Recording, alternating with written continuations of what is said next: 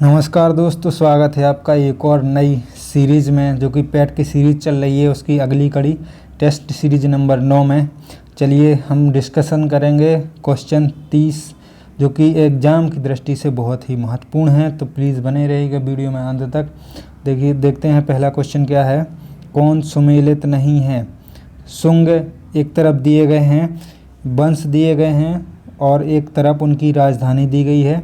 तो पहले ऑप्शन में है शुंग की राजधानी विदिशा, कदम्ब की राजधानी वनवासी, सातवाहन की राजधानी प्रतिष्ठान और चंदेल की राजधानी उज्जैन। दोस्तों ये गलत है। चंदेल वंश की राजधानी उज्जैन नहीं बल्कि महोबा थी। नेक्स्ट क्वेश्चन है, अशोक के अभिलेख में उसके एक पुत्र का उल्लेख है, उसका नाम क्या है? तो गाइज इसका सही आंसर होगा तीबर। एकमात्र पुत्र जिसका नाम तीबर था, उसका अशोक के अभिलेख में मिलता है उल्लेख। आप यहाँ पे महेंद्र की बात करें तो महेंद्र में बिल्कुल भी कंफ्यूज मत होना गाइज। महेंद्र और संघमित्रा को अशोक ने श्रीलंका भेजा था धर्म के प्रचार के लिए, ना कि इनका अभिलेख में नाम मिलता है। अगला क्वेश्चन है, गौतम बुद्ध द्वारा अपने धर्म में दीक्षित किया जाने वाला अंतिम व्यक्ति कौन था? तो इसका सही आंसर होगा गाइज सुभद्र था गौतम बुद्ध द्वारा अपने धर्म में दीक्षित किया जाने वाला अंतिम व्यक्ति। गाइज अगला क्वेश्चन है, किस अभिलेख से ज्ञात होता है कि अशोक ने पशु बलि को प्रतिबंधित कर दिया था? तो इसका सही आंसर होगा शिलालेख 1 में मिलता है कि अशोक ने पशु बलि को प्रतिबंधित कर दिया था। ऑप्शन नंबर ए शिलालेख 1। अगला क्वेश्चन है, किस सुल्तान ने निजामुद्दीन औलिया से भेंट करने से इनकार कर दिया था? तो इसका सही आंसर होगा आपका अलाउद्दीन खिलजी। ऑप्शन बी एकदम करेक्ट आंसर, अलाउद्दीन खिलजी। अगला क्वेश्चन है, कर्नाटक का गांधी के नाम से कौन प्रसिद्ध है? तो कर्नाटक का गांधी के नाम से प्रसिद्ध हैं हार्डेकर मंजप्पा। ऑप्शन नंबर डी एकदम करेक्ट आंसर। अगला क्वेश्चन है, निम्न संस्था में कौन असहयोग आंदोलन के दौरान स्थापित की गई थी? तो इनका सही आंसर होगा ऑप्शन डी, ए और सी। गाइस काशी विद्यापीठ और बिहार विद्यापीठ दोनों ही असहयोग आंदोलन के दौरान स्थापित की गई थीं। ऑप्शन डी एकदम करेक्ट आंसर। अगला क्वेश्चन है, पत्रकार के कर्तव्य का निर्वहन करते हुए जेल जाने वाले प्रथम भारतीय कौन थे? गाइस वेरी इजी और कॉमन क्वेश्चन है, बहुत से एग्जाम्स में आ चुका है। इसका सही आंसर होगा बीजी तिलक साहब गए थे पत्रकार का निर्वहन करते हुए जेल।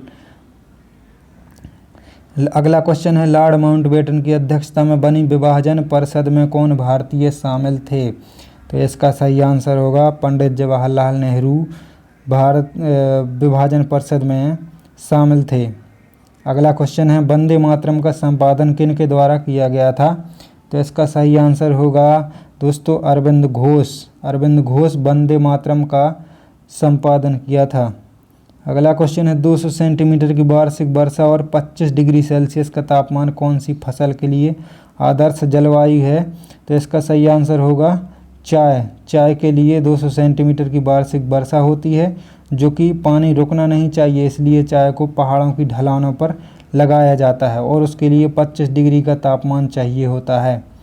अगला क्वेश्चन है, निम्न में से कौन आग्नेय चट्टान नहीं है? तो इसका सही आंसर है गाइज चीका आग्नेय चट्टान नहीं है। अगला क्वेश्चन है, किस राज्य में जलोढ़ मिट्टी नहीं पाई जाती है? तो जलोढ़ मिट्टी मध्य प्रदेश में नहीं पाई जाती। ऑप्शन नंबर बी एकदम करेक्ट आंसर। तमिलनाडु, उड़ीसा और तेलंगाना में पाई जाती है, मध्य प्रदेश में नहीं पाई जाती है। अगला क्वेश्चन है, भारत का कौन सा राज्य एंटीमनी का मुख्य उत्पादक राज्य है? तो इसका सही आंसर होगा आपका गाइज हिमाचल प्रदेश में एंटीमनी का उत्पादन सर्वाधिक होता है। अगला क्वेश्चन है, भारत की जलवायु कैसी है? भारत की जलवायु है गाइज उपोष्ण कटिबंधीय। ये कि भूगोल का बहुत कॉमन क्वेश्चन है। बढ़ते हैं आगे अगले क्वेश्चन की तरफ। क्वेश्चन नंबर 16, भारत में प्रथम औद्योगिक नीति घोषित की गई थी किस वर्ष? बताना है गाइज। ऑप्शन नंबर सी एकदम करेक्ट आंसर, जो कि 1948 में की गई थी। औद्योगिक नीति की घोषणा की बात करें। अगला क्वेश्चन है, भारतीय अर्थव्यवस्था के लिए हिंदू वृद्धि दर पद किसने बनाया था? तो इसका सही आंसर होगा प्रोफेसर राजकृष्णा जी ने हिंदू वृद्धि दर पद बनाया था, प्रोफेसर राजकृष्णा ने। अगला क्वेश्चन है, अनवरत योजना किस सरकार द्वारा चलाई गई थी? तो अनवरत योजना की बात करें तो गाइज ये जनता दल सरकार द्वारा चलाई गई थी। ऑप्शन नंबर बी एकदम करेक्ट आंसर होगा। अगले क्वेश्चन की बात करें, क्वेश्चन नंबर 19, तो इसमें बताना कौन सा संबंध हमेशा सही होता है। तो ये बहुत ही विवादित क्वेश्चन है, लेकिन इसमें हमेशा अर्थशास्त्र में गाइज बता दूं, ये लगवाता है ऑप्शन नंबर बी, इसका सही लगवाता है। आय बराबर उपभोग प्लस बचत, इसका सही आंसर होता है। हमेशा कोई भी सेट पेपर आप उठा के देख लीजिएगा, यही मिलेगा। अगले क्वेश्चन की तरफ बढ़ते हैं। भारत में चावल की खेती के अंतर्गत सर्वाधिक क्षेत्र पाया जाता है। चावल की खेती के अंतर्गत सर्वाधिक क्षेत्र की बात करें तो उत्तर प्रदेश में पाया जाता है। वैसे अगर सर्वाधिक उत्पादन की बात करें तो पश्चिम बंगाल में सर्वाधिक उत्पादन होता है। अगर क्षेत्र की बात आ जाती है तो उत्तर प्रदेश। ऑप्शन नंबर सी एकदम करेक्ट आंसर। अगले क्वेश्चन की बात करें, किसने यह कहा है कि कोई भी राजनीति धर्म से रहित नहीं है? धर्म से रहित कोई भी राजनीति नहीं है, ये कहा था आपने महात्मा गांधी जी ने कहा था कि कोई भी राजनीति धर्म से रहित नहीं हो सकती है। अगला क्वेश्चन है, जनमत क्या है? जनमत की परिभाषा यहाँ पे पूछ रहा है गाइज, जनमत की परिभाषा क्या होती है? तो इसका सही आंसर होगा ऑप्शन डी, संपूर्ण समाज के कल्याण के लिए उचित तर्क पर आधारित राय।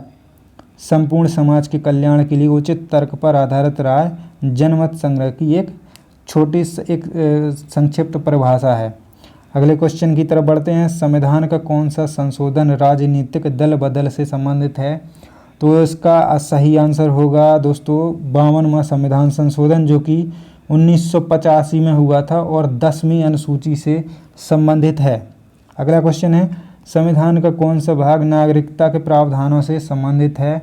तो इसका सही आंसर होगा गाइज, बहुत ही कॉमन क्वेश्चन है, संविधान का बहुत बार पढ़ा होगा आप लोगों ने। तो इसका सही आंसर होगा भाग 2 में नागरिकता का प्रावधान प्रोविज़न है।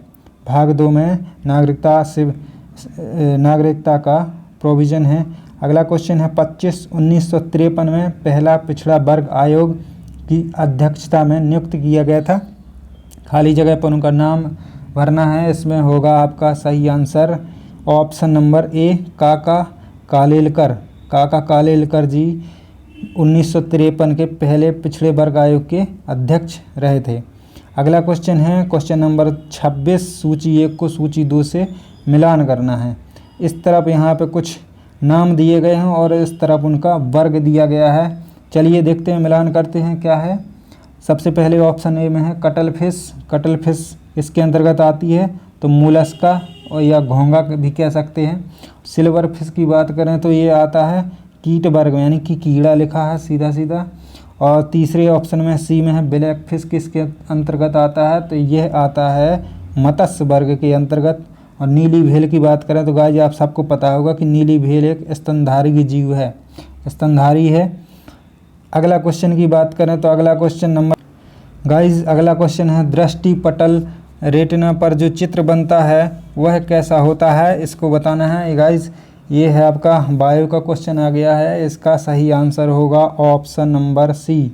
ऑप्शन नंबर सी होगा, वह वस्तु से छोटा होता है और उल्टा होता है। आपका सही आंसर हो जाएगा, वस्तु से छोटा होता है वह उल्टा होता है, रेटिना पर बनने वाला प्रतिबिंब।